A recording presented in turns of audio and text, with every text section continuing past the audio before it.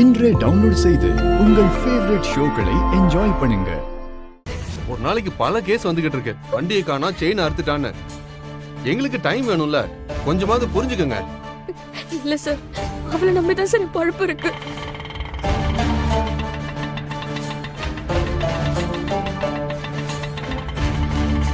கொஞ்சம் பொறுமையா நான் சொல்றத கேளுங்க. எங்களுக்கு ஏற்கனவே எங்க பாப்பா குமார். வணக்கம் சார். வணக்கம். இன்னைக்கு என்ன கேஸ்? அதெல்லாம் ஒண்ணும் இல்ல சார். நம்ம ஏரியா பொண்ணு ரொம்ப நல்ல பொண்ணு. அதுக்கு ஒரு நல்லது கெட்டதுன்னா நம்ம தானே சார் பார்க்கணும். இன்ஸ்பெக்டர் எங்க? உள்ளதா இருக்கார், போய் பாருங்க. வாமா வானே. வணக்கம் சார்.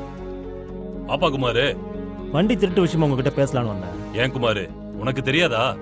திருட்டு போன அந்த வண்டி அப்படியே வச்சிருந்தா பரவாயில்ல, இந்நேரம் பார்ட்டு பார்ட்டா பிரிச்சிருந்தா என்ன பண்றது? சார் அப்படிலாம் சொல்லாதீங்க சார். பாரதி தான் சார் எனக்கு எல்லாமே. அவளுக்கு ஏதாவது ஒண்ணு ஆச்சுன்னா என்னால தாங்க முடியாது சார். பாரதியா? பொண்ணா? சார், வண்டியோட பேரு சார். எங்க குடும்பத்துல ஒருத்தரா உள்ள அந்த வண்டியை பார்த்துட்டு இருந்துச்சு. இப்ப காணோனதும் அதால தாங்கிக்க முடியல சார். நீங்க பிரிச்சு வித்திருப்பாங்கன்னு சொன்னதும் இன்னும் பயந்துருச்சு சார். என் பாரதியை மட்டும் கண்டுபிடிச்சு கொடுத்துருங்க சார். சார், நான் உங்களுக்கு கெஞ்சி கேட்கிறேன் சார். சரிம்மா சரிம்மா, அழாத. கம்ப்ளைண்ட் எழுதி கொடுங்க, அப்படியே உங்க டாக்குமெண்ட்ஸும் கொடுங்க. ஏட்டே சார் சொல்லுங்க சார். இதாயா, சீக்கிரம் என்னன்னு பாரு. சரிங்க சார். அந்த ஏரியா சிசிடிவி எல்லாம் செக் பண்ணு. Okay sir. சாயந்தரக்குள்ள வண்டி வரணும். சரிங்க சார். சரி குமாரு, வண்டி கிடைச்சோன்னா கால் பண்றேன். போயிட்டு வாங்க. ரொம்ப தேங்க்ஸ் சார். கவலைப்படாதம்மா, உன் வண்டி எங்கேயும் போகாது. சார் சொன்னா செய்வாரு. ரொம்ப தேங்க்ஸ் சார். சரிம்மா சரிம்மா, போயிட்டு வாங்க.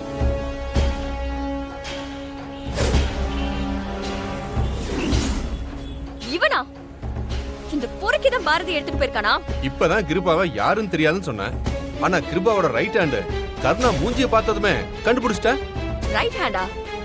என்ன சார் சொல்றீங்க? என்னம்மா சாதாரணமா கேக்குற? கிருபாவோட ரைட் ஹேண்டு, லெஃப்ட் ஹேண்டு எல்லாமே இவன் தாமா.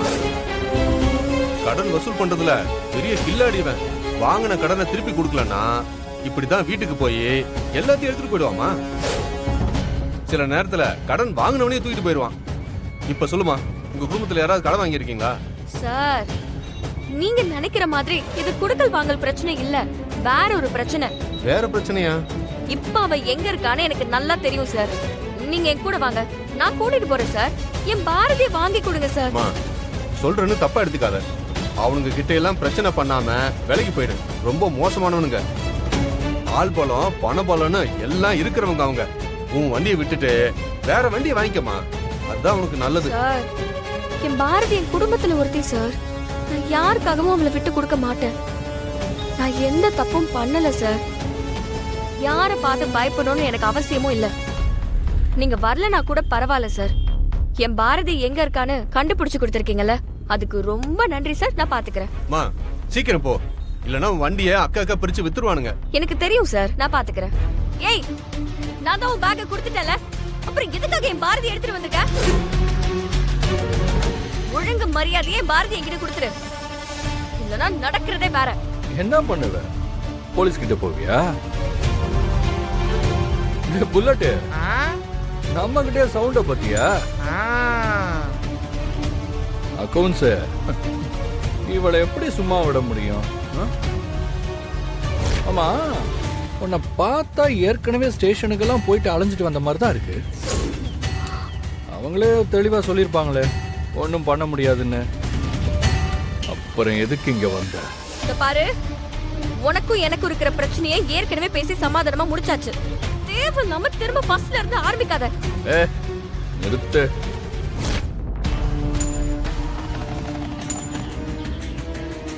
பிரச்சனை முடிஞ்சிருச்சு நீ எனக்கு சொல்றிய? அத நீ முடிவு பண்ணக்கூடாது, நான் தான் முடிவு பண்ணணும். உனக்கு இப்பதாம்மா பிரச்சனையா ஆரம்பிச்சிருக்கு. பைக்கை தள்ளி விட்டதுக்கே உன்னை ஏதாவது பண்ணணும்னு நினைச்சுக்கிட்டு இருந்தேன். சரி, ஒரு பொண்ணுகிட்ட போய் கெத்த காமிச்சு நாம வெத்தாயிட வேணான்னு நினைச்சேன். ஆனா நீ என்னோட பேகை தொட்டு ரொம்ப பெரிய தப்பு பண்ணிட்ட. உன்னால நான் பட்ட அவமானத்துக்கும் மன உளைச்சலுக்கும் உன்னை அப்படிலாம் சும்மா விட்டுற முடியாதுல்ல. அதான் உன் ஸ்கூட்டியை தூக்குனேன். நான் ஒன்னும் பேக வேணும்னு எடுக்கல. அது ஏதோ மிஸ் அண்டர்ஸ்டாண்டிங்ல நடந்த தப்பு. அதுக்கு தான் உன்கிட்ட சாரி கேட்டுட்டல. இதுக்கு மேல என்னால எதுவும் பண்ண முடியாது. இந்த கர்ணா வட்டிக்கே வட்டி வசூல் பண்றவன். என்கிட்டயே வந்து துட்டை வசூல் பண்ணிட்டு போன பத்தியா? உனக்கு எவ்வளோ திமிரு இருக்கணும். இப்போ இது என்னோட டர்ன். சொல்றேன், நோட் பண்ணிக்க. நான் என் வண்டிக்கு தேவையில்லாம 6000 ரூபாய் செலவு பண்ணிருக்கேன். அந்த அமௌண்ட்டை கொடுத்துட்டு உன் வண்டி எடுத்துட்டு போயிட்டே இரு. இல்ல உன் வண்டி காயலாம் கடைக்கு போயிடும். 6000-ஆ? என்ன வாயை பொழக்கிற? நீ தள்ளி விட்டதுனால என் புல்லட்டோட ஹெட்லைட்டை 6000 ரூபாய் செலவு பண்ணி புதுசா மாத்திருக்கேன். டேய் புல்லட்டு, நீ தானடா புதுசா மாத்துன? சொல்லுடா. ஆமா சிஸ்டர். 600 ஒன்லி. திடீர்னு கேட்டா நான் எங்க போறது? என்கிட்ட அவ்வளவு பணம்லாம் இல்ல. அதுக்கு நான் என்ன பண்றது? உனக்கு இன்னும் 48 மணி நேரம் டைம் தரேன். அதுக்குள்ள என்னோட 6000 கொடுத்துட்டு உன் வண்டியை எடுத்துக்கிட்டு போயிட்டே இரு. இல்லைன்னு வையு, உன் வண்டியை பார்ட்டா கழட்டி காலங்கடையில் வச்சிருவேன். பார்த்துக்க. என்னால முடியாதுன்னு நினைச்சிட்டு தானே இப்படி எல்லாம் பேசிட்டு இருக்க. நீ சொன்ன அதே 48 மணி நேரத்துல உன்னோட பணத்தை மூஞ்சில விட்டு எறிஞ்சிட்டு என் பாரதி எடுத்துட்டு நான் போறேனா இல்லைன்னு பாரு.